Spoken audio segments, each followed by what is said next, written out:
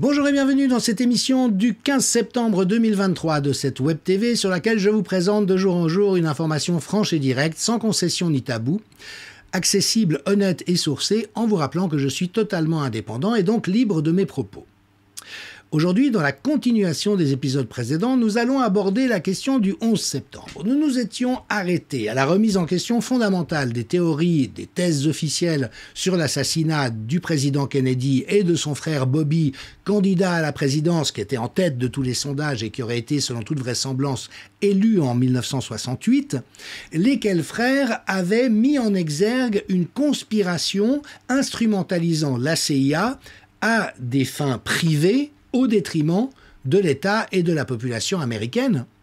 Et cette instrumentalisation, ai-je rappelé hier, s'est vue par exemple dans le cadre de l'élection présidentielle qui vient de se dérouler entre Joe Biden et Donald Trump, où la CIA a intoxiqué l'opinion publique avec une information fausse faisant croire que l'affaire de l'ordinateur portable de Hunter Biden était de la propagande russe, alors que c'était une information parfaitement véridique et qui, si la population en avait été informée, aurait conduit un grand nombre d'Américains, on a des sondages à ce sujet, à changer leur intention de vote. Donc la CIA a pris en otage une élection présidentielle pour s'assurer que Joe Biden soit élu.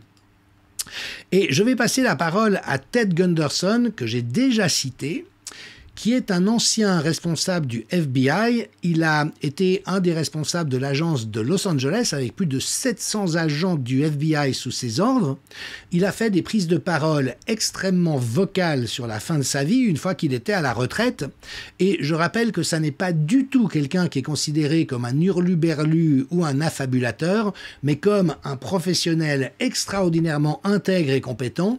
Et on peut par exemple s'intéresser à ce qu'il dit sur la succession d'événements que je suis en train de traiter à votre intention.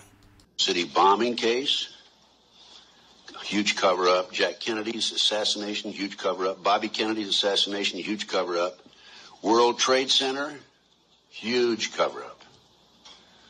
Okay, terrorism. They're using it as an excuse to take away our constitutional rights and our civil liberties. Cosmic flame. The Bilderbergs.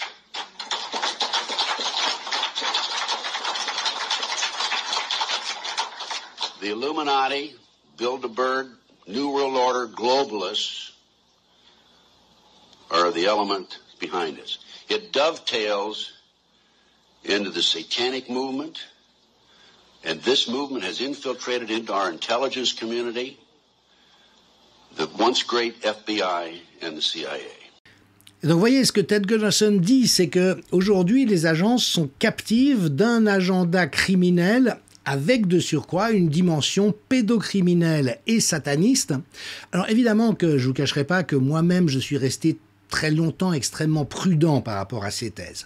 Par définition, je tiens à n'exclure aucune hypothèse a priori. Et même quand quelque chose a l'air d'être outrancier, exagéré ou une affabulation, je ne ferme jamais complètement mon esprit parce que des fois, la réalité dépasse la fiction. Mais en même temps, la thèse qu'il y ait une élite pédocriminelle satanique mondiale qui pilote tout ça, je suis resté très prudent par rapport à ça, parce que pour moi, il faut des éléments concordants extrêmement solides et extrêmement diversifiés, croiser tout un ensemble de sources pour que je puisse m'y intéresser. Maintenant, la difficulté, c'est que quand on le fait, on y arrive. Alors je vous renvoie sur cette extraordinaire série, il faut avoir le cœur bien accroché et je vous recommande d'y aller petit à petit parce que ce qui est décrit est vraiment... ça met au défi notre humanité. Mais cet extraordinaire site 50voices.org, 50 voix, qui sont 50 témoignages de victimes de rituels pédosatanistes ourdis par des élites dans différents endroits. Et par exemple, le témoignage de Max Lowen, une femme de 59 ans qui a vécu cette violence rituelle entre l'âge de 0 et 18 ans, vient d'être publié. Elle l'a subi au Vatican et dans les cercles Bilderberg. Alors et encore, il y aurait une ou deux personnes manifestement un peu mal dans leur peau qui diraient des choses pareilles, on serait tenté de se dire voyons un peu. Mais quand vous avez 50, 100, 500 témoignages qui vont dans le même sens et qui décrivent tous la même chose, il y a lieu de s'arrêter. En sachant par ailleurs qu'en France même, des affaires gravissimes ont été enterrées, et notamment la fameuse affaire Allègre-Baudis à Toulouse. Ça a coûté à Carl Zéro ses postes à la télévision. Et par exemple, les enfants du magistrat Pierre Roche, qui a été un des participants à ces soirées terribles où on violait et on tuait des enfants, témoignent de ce que leurs pères leur ont dit avant sa mort. Et que disait le père? Exactement ça, que l'opinion publique serait horrifiée de découvrir à quel point ces rituels pédocriminels satanistes étaient présents et étaient mis en œuvre à l'intérieur de l'élite actuellement en France. Et donc, il y a un recoupement extrêmement troublant. On sait à quel point Jeffrey Epstein, commandité par la CIA et le Mossad, a fait violer des centaines d'enfants sur son île et dans ses différentes propriétés, y compris en France, sans que les perpétrateurs de ces viols, qui étaient par ailleurs filmés pour pouvoir les faire chanter, aient été jamais inquiétés d'une quelconque manière. On sait qu'il y a des milliers d'enfants qui disparaissent chaque année sans qu'on en retrouve la trace. On sait qu'il y a des témoignages de trafics internationaux d'enfants à partir de différents pays, notamment l'Ukraine, et le fait que nos gouvernements sont au courant et couvrent inlassablement la réalité de ces agissements. Donc il y a vraiment un faisceau d'indices convergents qui plaident en faveur de la réalité de ces processus. Alors Gunderson dit bien, le 11 septembre a été une opération, et Max Lowen a aussi expliqué que le Covid et le 11 septembre étaient des rituels destinés à traumatiser la population entière. C'est-à-dire que la confiscation du pouvoir aux populations et aux appareils démocratiques ne peut se faire qu'à la faveur de stratégies du choc qui créent des états de panique et d'états de stress post-traumatique collectif. Et en ce qui concerne le 11 septembre, évidemment, on a tous à l'esprit ces images absolument horribles. On reste tous très traumatisés de ce que nous avons vu à ce moment-là. Maintenant, le problème, c'est que là encore, les thèses officielles ont l'air fort peu crédibles.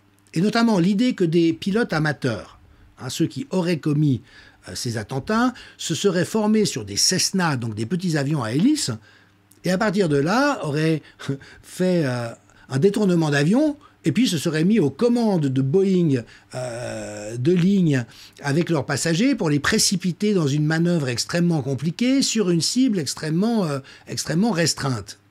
Et donc, voilà, en réalité, à la vitesse et dans les conditions où ça s'est déroulé, les meilleurs spécialistes disent que c'est purement et simplement impossible. Alors, je vous donne un certain nombre de références. Il y a notamment une association qui s'est montée, des pilotes pour la vérité sur le 11 septembre, et qui disent que la manœuvre en question était impossible à réaliser pour quelqu'un qui n'aurait pas été un pilote extraordinairement expérimenté et encore dans des conditions qui défieraient en partie les lois de la physique. Niki Lauda, qui est un ancien champion du monde de Formule 1, mais aussi pilote d'avion, qui a créé sa propre compagnie aérienne, a dit la même chose, c'est unmöglich. C'est impossible. Et puis il y a le fameux bâtiment 7. Tucker Carlson, l'ancien journaliste star de Fox News, avait dit « Vous pouvez parler de tout à la télévision, des extraterrestres, que la Terre est plate, mais vous ne pouvez pas parler de la tour 7. Si vous le faites, vous êtes grillé à vie dans le milieu journalistique. » Pourquoi? Parce que ce bâtiment, qui, nous dit-on, s'est effondré de manière spontanée suite à des incendies, est tombé d'une manière absolument parfaitement géométrique et millimétrique, qui évidemment ne peut être obtenue que par une opération de destruction de bâtiments, comme on sait le faire aujourd'hui, mais en aucun cas, c'est juste totalement inimaginable qu'un accident spontané puisse déclencher une destruction de cette nature. Alors, je vous passe les images pour que vous puissiez bien vous les mettre dans l'œil.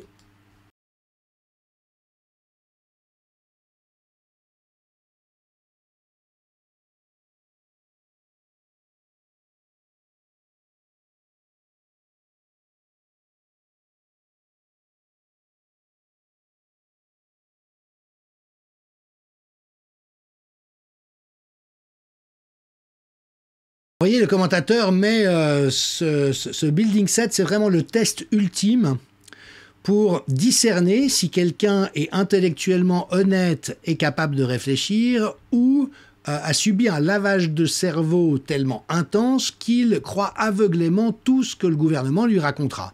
Si vous pouvez croire qu'un effondrement de cette nature est le résultat d'un accident sans que des explosifs et une technique de démolition ait été mise en œuvre, vous êtes sans espoir, on ne peut plus vous aider.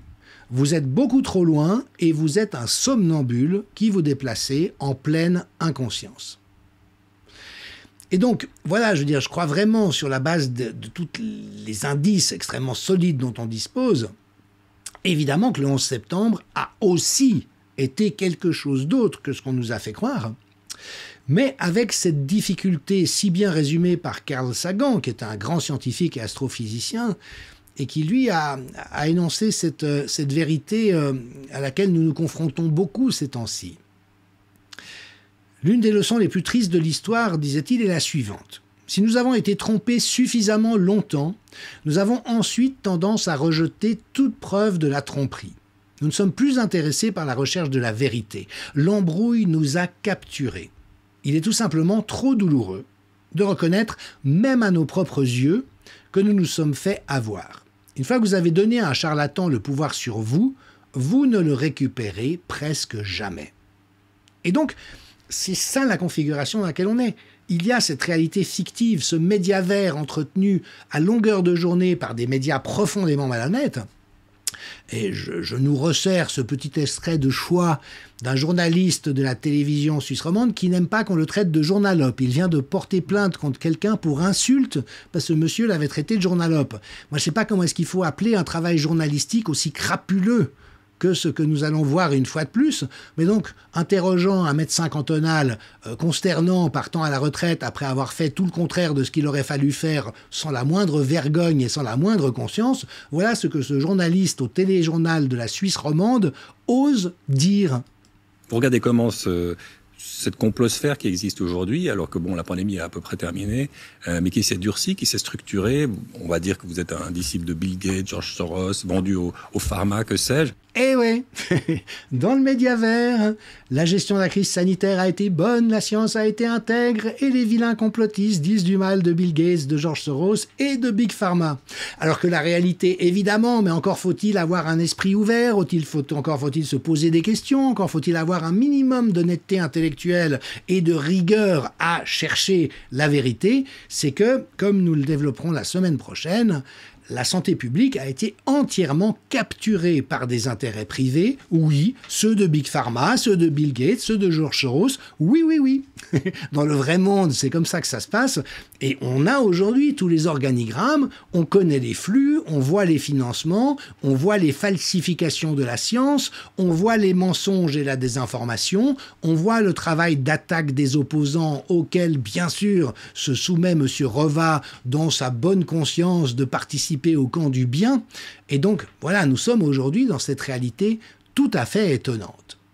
Résumé à nouveau avec talent par Alexis Haupt, philosophe, si après ces 3 dernières années, vous continuez à penser que le danger, c'est les théories complotistes, et non pas la corruption, les abus de pouvoir, la propagande, la censure et les conflits d'intérêts, alors, 1, on ne peut plus rien pour vous, 2, vous êtes complice, 3, revoir le point 2, il est important. Et voilà, nous sommes aujourd'hui dans cette ligne de choc entre toute la puissance criminelle que nous avons vue à l'œuvre à travers tous ces différents exemples, tout l'appareil médiatico-politique et numérique et de propagande qui est à son service et qui évidemment est massif, et puis ces forces de résistance et ce sursaut de conscience au sein de la population, et Juan Branco, avocat que je salue bien sûr, lui, autour des huées qu'a essuyé Emmanuel Macron au Stade de France, a fait ce commentaire auquel je souscris entièrement. Il a dit « Je n'ai qu'une hâte, la chute de ce régime et de ses oligarques, l'ouverture de leurs archives et la fin de l'impunité des policiers, journalistes, magistrats qui se seront vendus pour détruire et pourrir notre pays, trahissant leur âme et leur serment. Patrick Drahi, Xavier Niel, Daniel Kretinsky, Bernard Arnault, derrière cet homme, Emmanuel Macron, c'est vous qui êtes visés. C'est vous que l'on ira chercher, car ce sont effectivement eux qui sont au service de l'opération criminelle fasciste mondiale, sachant qu'ils ne sont que ce que le docteur Peter Breggin, psychiatre, a appelé les prédateurs globaux. Ce sont des gens qui n'en ont jamais assez, qui sont déshumanisés, qui sont désaffectivés, qui ne travaillent que pour le lucre et le crime, sans aucun état d'âme. Mais donc, nous sommes actuellement dans ce combat, et j'aimerais tous nous encourager à vraiment nous rassénérer dans la réalité de notre puissance. Michel Maffezoli, le grand sociologue, très, très averti et fin observateur de ces questions, disait « Le problème, c'est quand il y a un décalage entre la puissance instituante qui est celle du peuple et les pouvoirs institués, et quand la puissance instituante et les pouvoirs institués travaillent de concert dans une même direction, nous avons une société qui est vivante, qui est noble, qui est honnête, qui cultive l'humain, la justesse et la justice. Et quand il y a un décalage, à ce moment-là, nous entrons dans une période de crise. Et aujourd'hui, les élites sont tellement dégénérées et au service, comme l'a rappelé Juan Branco, du crime organisé, que la puissance instituante est totalement tenue à l'écart du plan diabolique des élites. Mais en même temps, la puissance, elle reste toujours auprès du peuple. Et Martin Zizi, par exemple, dont je salue l'activité extrêmement courageuse sur X, anciennement Twitter, dit ils ont parlé bien sûr de la science politisée, mais pas de la science qui pense, réfléchit et mesure. Celle qui crée la peur, qui permet de transformer l'individu moyen en moujon, chimère, mouton, pigeon. Mais, dit Martin Zizi, je suis serein car ils vont tout perdre, tout en étant attristés par la casse. La casse par laquelle il va falloir passer est majeure. Et il faudra beaucoup de courage pour reconstruire. Et il cite, quand une des journalistes les plus respectées par les deux camps aux États-Unis dit qu'elle est tombée malade suite à l'injection génique expérimentale et qu'elle regrette de s'être fait piquer, c'est que la tempête n'est plus loin. Et donc oui, nous sommes maintenant dans ce point de tension. Je dirais que le succès est assuré par la réalité de la casse. Aujourd'hui, il n'y a plus un magistrat, un policier, un médecin qui n'ait dans son entourage proche quelqu'un qui a été victime du contre-coup terrible, du fait d'avoir osé faire la publicité de ce remède, de cette intervention thérapeutique hasardeuse comme étant sûre et efficace. Et donc, bien sûr qu'il va y avoir un retournement, mais en sachant que le jour où les gens, où la population se rendra compte qu'elle a été grugée par des gens sans foi ni loi, le retour de manivelle sera extrêmement brutal, extrêmement violent. C'est pourquoi je vous exhorte, je m'exhorte, qu'importe ce qu'ils imposeront cet automne, ne nous conformons pas. Il n'en tient qu'à nous de dire non. Et dans différents États, à différents endroits, ils ont cherché à réimposer des choses qui sont inacceptables, inutiles et destructrices, et ils ont dû reculer parce que les gens disaient non. Et c'est à nous maintenant, sans violence, mais avec force, avec la puissance de la légitimité, de nous opposer partout où cela doit être, en n'hésitant pas à aller dans la réalité. Tant que nous restons captifs des réseaux numériques, nous nous agitons, nous faisons progresser les idées et les compréhensions, et à tout prendre, cela est utile, mais cela reste insuffisant. C'est dans les préaux d'école, c'est aux portes des hôpitaux, c'est devant les mairies, c'est sur les places publiques, dans les marchés, dans les transports en commun, que nous avons à être vocaux et à réclamer la destitution d'un tyran qui ne sert plus les intérêts de la France, mais aussi le fait que tout ce délire de médiavers dans lequel s'engoncent les élites, qui évidemment ont elles tout à perdre, ne puisse pas continuer plus avant parce que nous l'arrêterons. Voilà ce qu'il me tenait à cœur de partager avec vous. À la semaine prochaine.